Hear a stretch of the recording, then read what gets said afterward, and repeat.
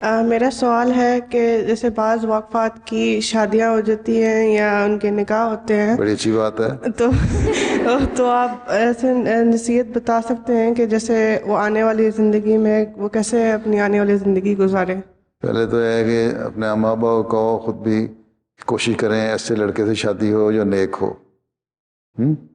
دیندار ہو، نمازیں پڑھنے والا ہو، تاکہ تم لوگوں کو وقف نو کے کام کو پورا کرنے کا میں روکے نہ ڈالے۔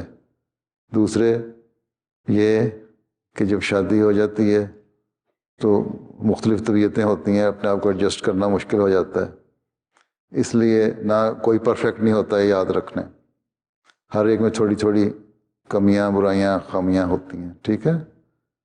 اس لیے اگر کسی کی برائی خامند بیوی کی اور بیوی خامند کی برائی دیکھے تو آنکھیں بند کر لے، اگر بولنے کی جہاں ضرورت پڑے اور تبصرہ کرنا ہو تو زبان بند کر لے، منہ بند کر لو، اور ایک دوسرے کی برائی اگر کوئی تمہیں آ کے سنانے کی کوشش کرے، اس کے خلاف بھڑکانے کے لیے، تو کان بند کر لو، ٹھیک؟ اگر یہ اور پھر اگر اچھی چیز دیکھو تو اس کو اپریشیٹ کرو، منہ سے تعریف کرو، ٹھیک؟ اور اچھی بات ضرور سنو اور اچھی بات ضرور دیکھو۔ بس یہ 3 برائیاں اور 3 اچھائیاں کر لو تو زندگی کامیاب ہو جاتی ہے، ٹھیک؟